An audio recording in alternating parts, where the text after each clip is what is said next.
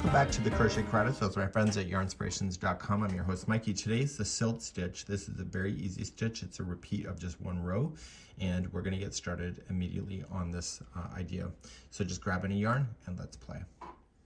To do the silt stitch, it's multiples of 2, so no matter what size you want to do, just keep it in 2. So 1, 2, 1, 2, 1, 2, 1, 2, 1, 2, 1, 2.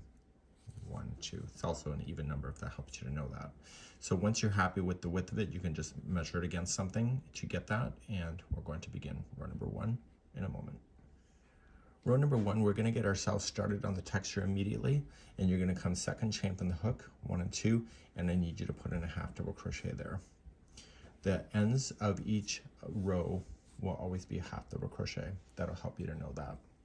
Starting in the very next chain, I always use the back hump of the chain, it's just easier to my point of view, and I'm going to single crochet, and then the next stitch or the next chain is going to be a double crochet. And you're thinking to yourself, well, why did you start with a half? Just don't worry about those questions yet. So the next one is going to be a single and then a double. And I know you're also probably thinking, say, well, how am I going to remember this? It actually will come to you naturally eventually. So it's a single and a double crochet combination all the way across. So I will see you close to the end of the row to make sure that you're finishing just right. So please do that. I'll be right back. When you're coming close to the end, there's 2 stitches that are left. So the last 2, this was a double. So the second last stitch has to be a single crochet because you're keeping the balance of the single, double, single, double. So it's going to be a single, and then the very last chain should be a half double crochet.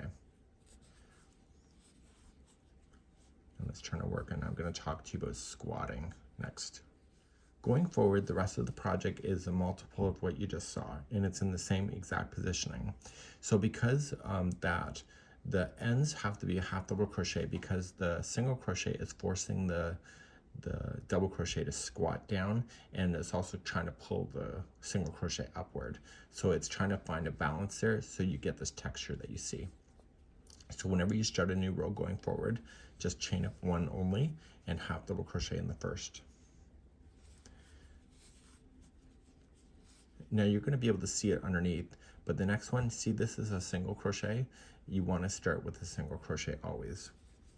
So the single will always sit in the single, and the double will always sit in the double. Because of the push and the pull of the tension of the squatting, it naturally wants to congeal together. So the next one has to be a double crochet. So the next one is a single, and you can tell the difference of the look of the stitch. So there's not much to this stitch underneath, so that's a single. You see there's a lot more bulky, so this has to be a double. So it's a good way to keep your eyes on the prize without losing your counts. So single and double. And you're doing this all the way across like you had been on the first row. But now that you can see what the stitches are below, it's easy to be able to maintain the look.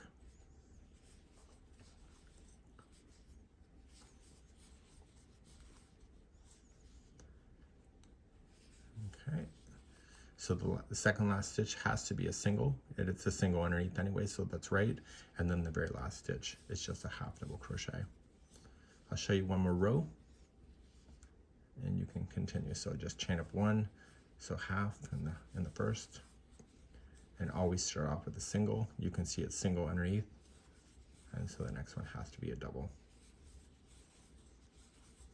So it ends up being a completely different look, and it helps break away the lines of crochet.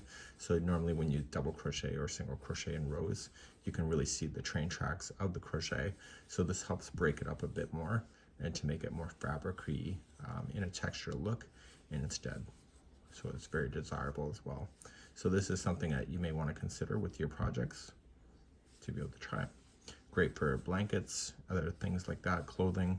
It's a great stitch, and remember the last stitch has to be a half double crochet, just like that. So when you're ready to finish, just finish off. So just fasten off.